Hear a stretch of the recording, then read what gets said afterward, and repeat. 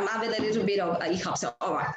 Hello, once again, my name is Amabola Steven. Welcome to Live with Amabola Steven. So, if you want to catch up with some of my missed episodes, just go online, search for Live with Amabola Steven on any podcast distribution platforms. And I guarantee you a what we're listening experience. Also, you can catch up with me on my social media accounts on LinkedIn, Amabola Steven, on Twitter, Amabola Steven, on Facebook, Amabola Steven, and on Instagram, Amabola Steven. Now, to my taxi of today, I have a guest with me.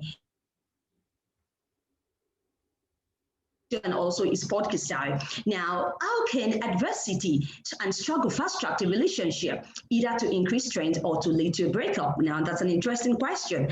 I have a guest on today's show who's going to be doing justice to the topic of today. Now, I have Dobson. He's an hypnotist, an adventurer, and also a podcaster. Welcome with me on Willie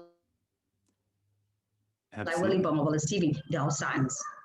Absolutely. Thank you so much for having me. As you said, I am a hypnotist and I work pretty much exclusively with people who are looking to overcome issues like anxiety and other mental health issues. And you touched briefly on um, adversity in relationships.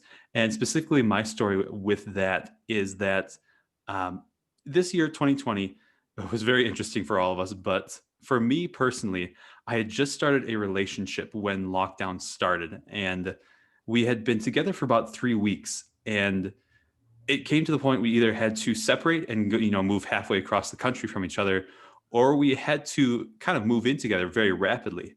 And I think that we had a very good foundation because we had been friends for, I think, 3 to 4 months before that. All right. But the things that we went through really helped to strengthen our relationship. And I think that a lot of people are going to see that, like the adversity that we face this year has either strengthened relationship or it's completely blown them apart. That's right. That's right. You're right. So, now I wanted to know about hypnosis. Absolutely. I got into hypnosis through meditation, of all things. I had a pretty serious hike that made me start questioning all these things around mental health, around what I was contributing to my own mental health. And I discovered meditation as a way to calm my own anxiety. And a lot of people don't realize that meditation and hypnosis are actually pretty uniquely linked. The brainwave patterns of hypnosis and guided meditations, at least, are almost identical.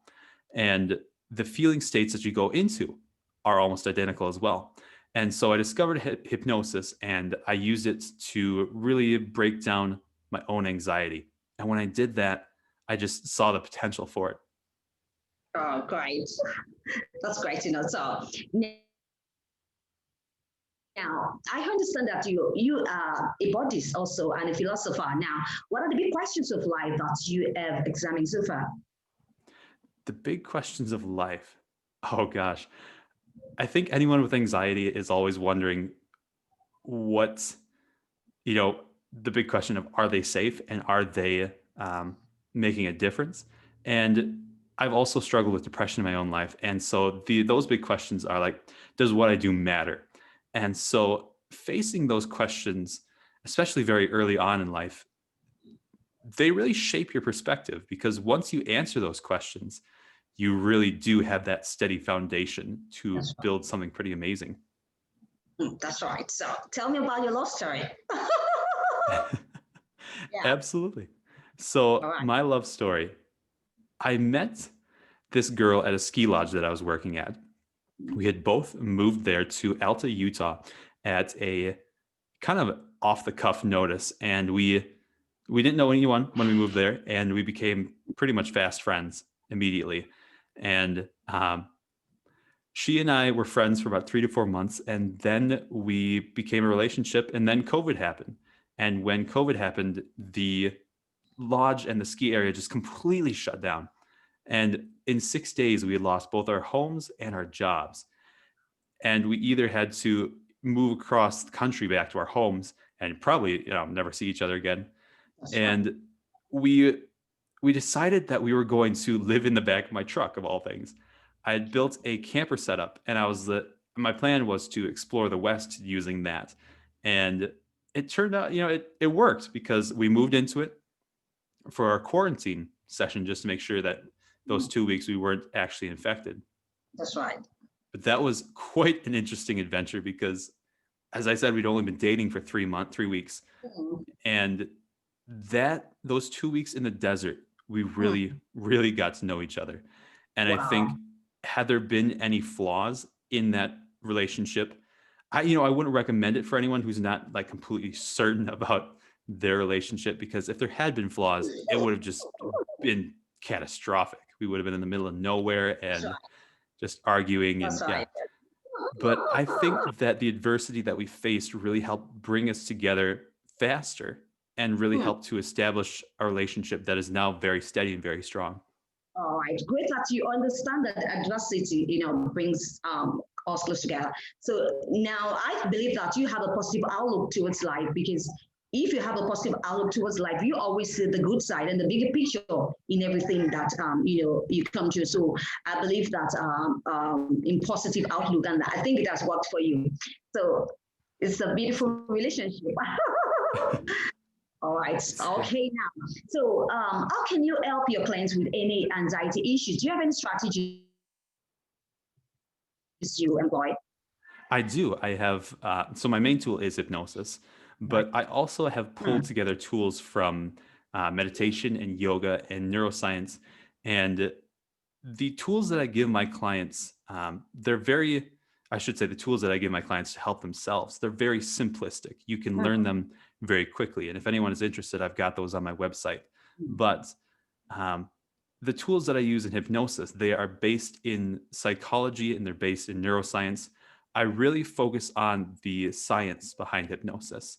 Mm. And when I put people into this hypnotic state where they're more open to suggestion, that's one part of it. Then you have to have the science and the psychology background to understand what to do next.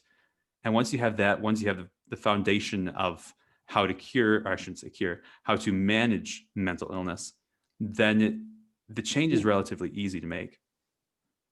Oh, so now going by this pandemic situation, are you coping with your job? Like we're working remotely, so how do you handle your clients when it comes to this hypnosis stuff?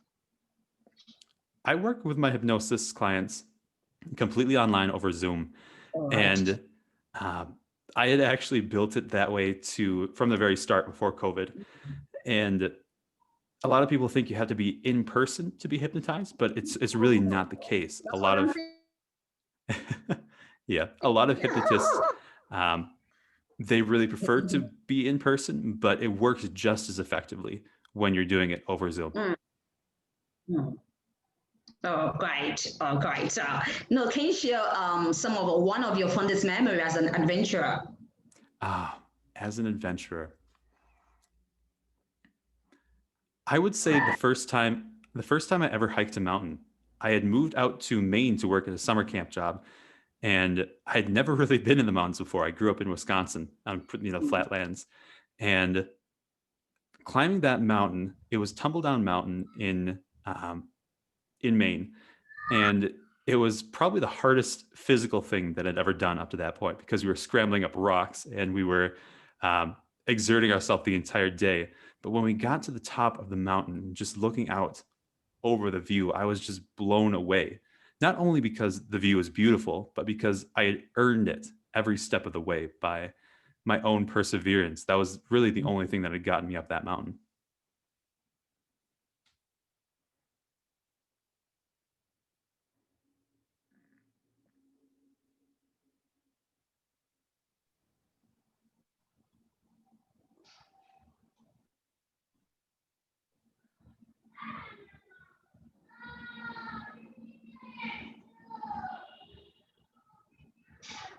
All right. All right, thank you so much for that. So, it's been Lawali Bomable Stephen. I've been having a discussion on relationships with those signs, and it's been doing justice to the topic of relationships now. So I want to ask you this question from you. So, how can people work on their mindset? People can work on their mindset by finding the tool that works for them. And whether you use hypnosis, whether you use meditation, whether you use yoga or anything, you need some tool to manage your emotions, because our emotions are just flitting things, they're electrical impulses. And when you find something that really works, stick with it, because everyone, as they say, the one exercise that is most powerful is the one you actually do. And so when you find something, stick with it. I would recommend they check out hypnosis and really learn the science behind it and see just how powerful it can be. Hypnosis is a great one to change mindset. And Hmm. NLP, neurolinguistic programming, is also a fantastic one to work with mindset. Oh, all right. So can you talk a bit about this NLP? I'm Ab- interested. Absolutely. So NLP was developed by two researchers in California who studied hypnotists and therapists and really broke down the systems that they used to help people change. And it's been changed and adapted to over time. And it it has very strong ties to hypnosis, but it's not technically hypnosis. And a lot of people in the business world are actually already doing NLP, because Tony Robbins, the famous speaker and motivational coach, that is his big thing. He brings Hmm. NLP, this thing that is based out of hypnosis, to the community and helps people change their mindset. Right. That's good to know that. So now let's talk about this relationship proper now. So have you gone to any breakups before? What was the experience like? I have. One breakup was very, very calm because I think we saw it coming. The Mm. other one was very explosive because that relationship we had gotten together fast and we had fallen apart fast because we kind of need each other at that point in our life. And it wasn't so much that we were there for the relationship, we were there to not be alone, essentially. Mm. Mm. And so I guess what I've learned from that is to really assess the value of a relationship before it starts and see just how much you can give the other person and how much they can contribute as well. Right. That's a great lesson to know about now. So do you have any projects that you're working on? I do. I am actually working on my own podcast. It's called the Making Meaning Podcast. And that's where I interview adventurers and other people who have really taken control and ownership of their life. Right. And I ask them the struggles they've overcome. And it's my goal with that is to show people there is a through line, there is a path to where they want to go. Right. Great. So wish you best of luck. Absolutely. Absolutely. Thank you. Enjoy life. Sorry, could you repeat the question? Yeah. Now I know that you're an adventurer also. Has the pandemic affected your adventure life? Oh gosh, yes. Um, Hmm. my partner and I, we had been talking about going to Europe this winter, and that clearly has not happened. Um, but this very summer, I was supposed to be hiking across the country. There's a trail called the Pacific Crest Trail. It runs from Mexico to Canada along the west coast, and I had been planning on hiking that for months this summer. And when COVID happened, the trail association just asked people not to do it, and so it had been this dream that I've been planning and building up for 3 to 4 years, and just postponed. That's all. Oh, wow. Yeah. I'm so sorry about that. And I wanted you to take me along.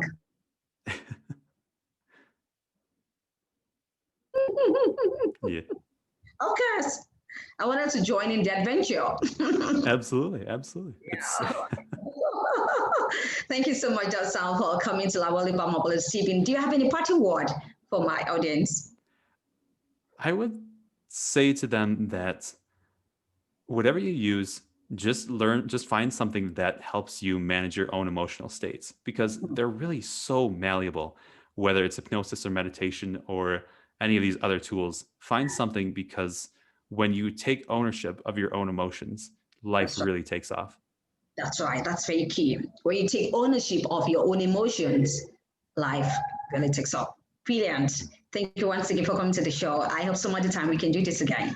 Absolutely. Well, thank you so much. I wish you all the best of luck in your endeavors and your project. Thank you. I appreciate it. Thank you so much. It's been Lawali Bamabolo Stephen. Let's do this some other time. Till I come your way, I need you to stay safe always. With all my love, signing out about Stephen. It's bye for now.